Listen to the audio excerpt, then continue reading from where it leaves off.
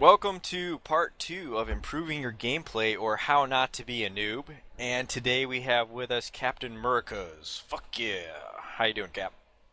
What's going on, guys, fellow YouTubers?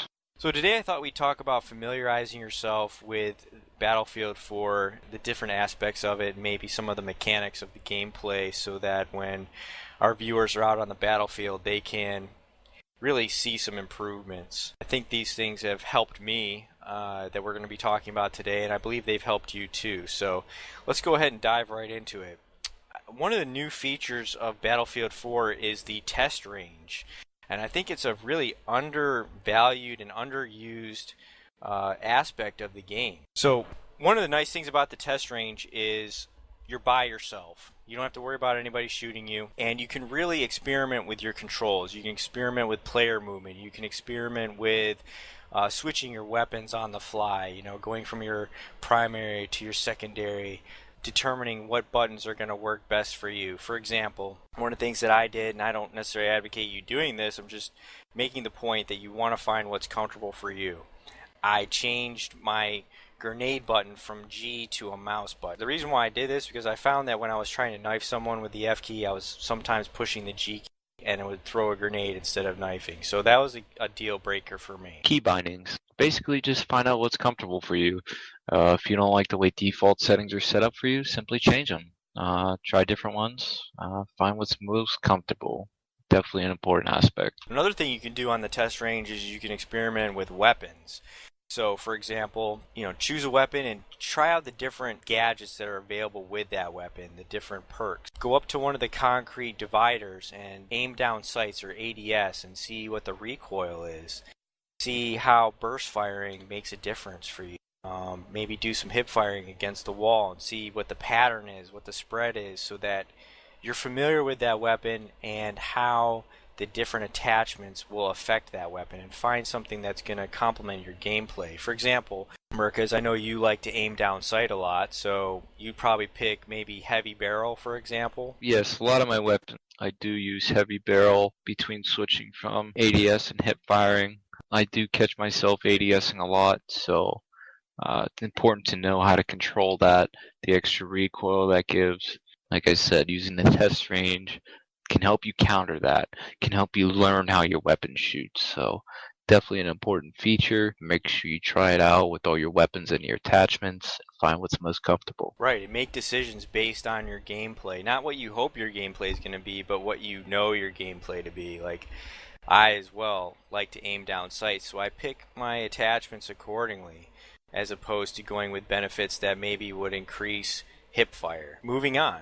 Gadget. For each class, you're going to have different gadget choices, and which gadget choice you make it could make a difference based on what you're planning to do. For example, if there's a lot of aircraft, you're probably going to want to choose a Stinger or an Igla. If you're going to be going against tanks, you're probably going to want to choose anti-tank mines and rocket launchers. Or if you're running with a squad and your squad is spread out, you may want to choose the multiple med kits and have the multiple med kit perk.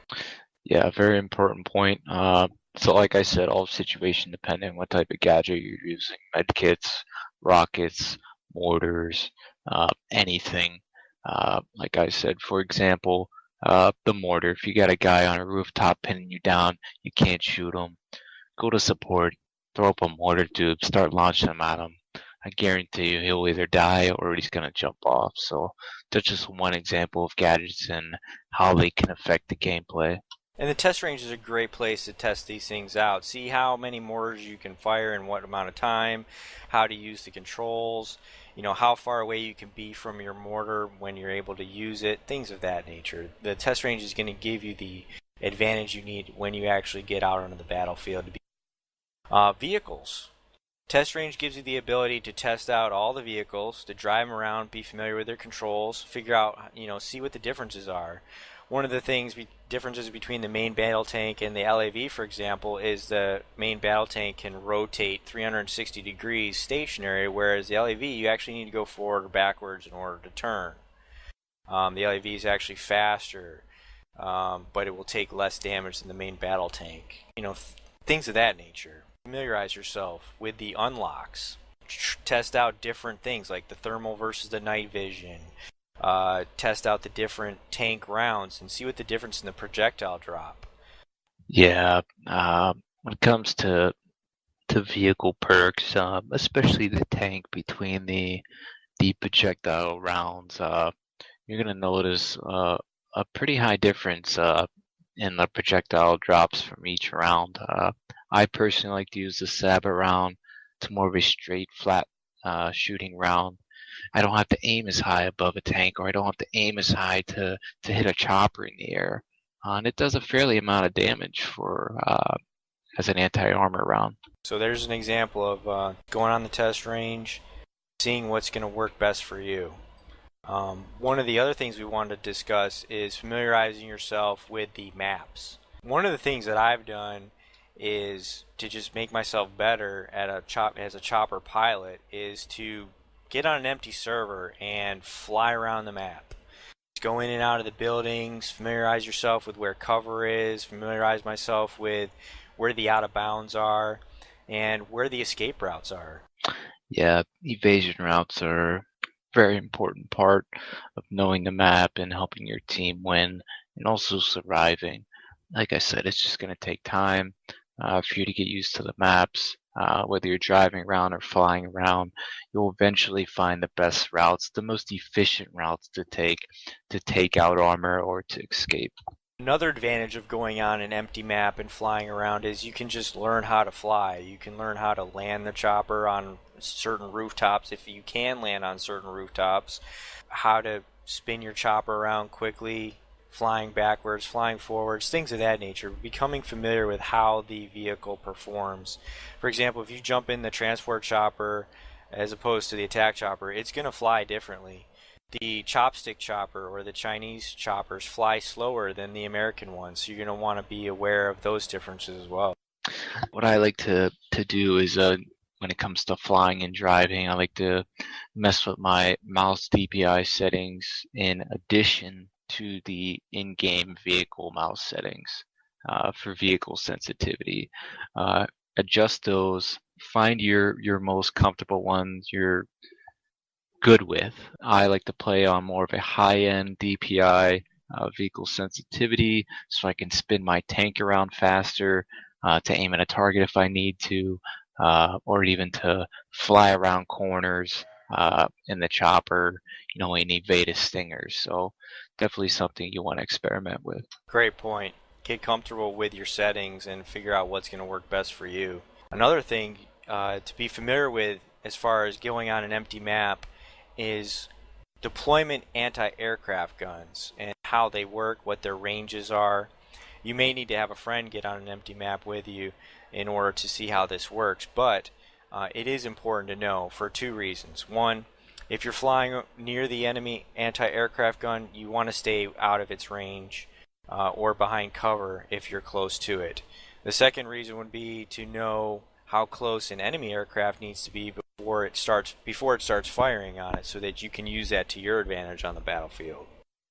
And one of the things that Murkas and I just recently learned about deployment AA guns is that the enemy aircraft needs to be spotted in order for it to fire on that aircraft. It's definitely caused some frustration between me and Hakir flying the helicopters over our base if we have another enemy chopper engaging us, wondering why our AA didn't shoot at him like it did sometimes. That target needs to be spotted constantly, 24/7. If the spot clears off of it while it's over spawn, the AA is going to stop shooting at it. So important note if you're in the helicopter or any vehicle to spot that chopper as much as you can as soon as you can so that AA can start shooting at them. Some other things we wanted to cover too was sniper nests. You want to be familiar with where snipers are most likely to be hiding so that you can stay out of their line of fire and find cover accordingly. And also, if you notice that you're getting sniped from a certain position, take note of that so that if you're a sniper, you can go to that same spot and use it to your advantage. Definitely, snipers are a real pain in the butt in this game. You mostly find them on rooftops and in urban maps, so it's important to know the angles that they have on you and how to eliminate those angles. It's just something you're going to have to experiment with. It's all situation dependent, what type of cover you in, what type of cover is around you. Another important note, don't stay still. Always keep moving. Crouch, prone, do something to keep yourself active so that sniper does not have a still shot on you. Great point. How many times have we, when we rolled out with the sniper kit, just enjoyed those targets that are standing perfectly still behind cover? I'm always moving. I try to go forward, backward, side to side, even if somebody's not firing at me. Yep, very important.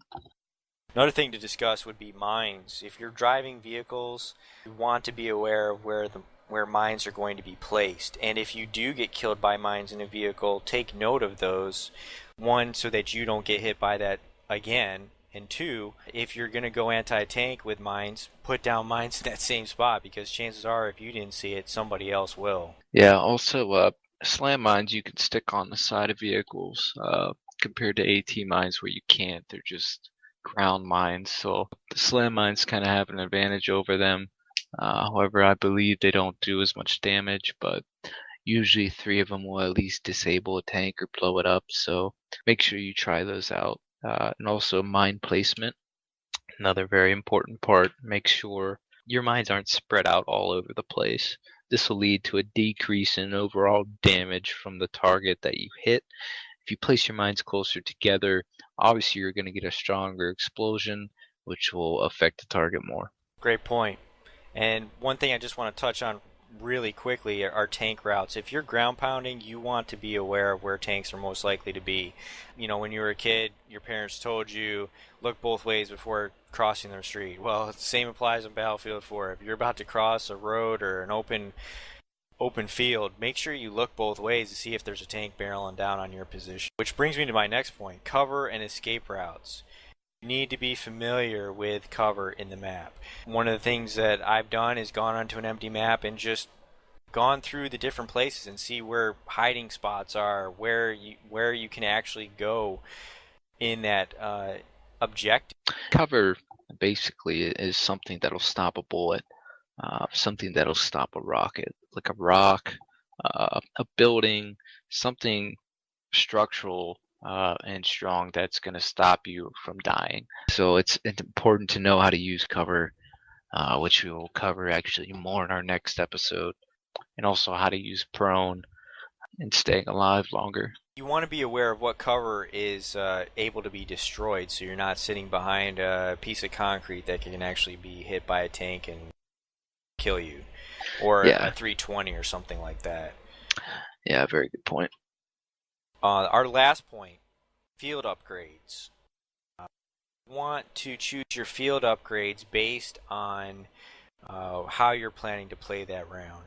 If you're going to be a lone wolf or you're joining a squad full of randoms, I would recommend picking a perk that is independent of those players. For example, maybe defensive or offensive, depending on whether you need more ammo or you want to take more damage because you can't depend on your squad mates laying down ammo or medkits.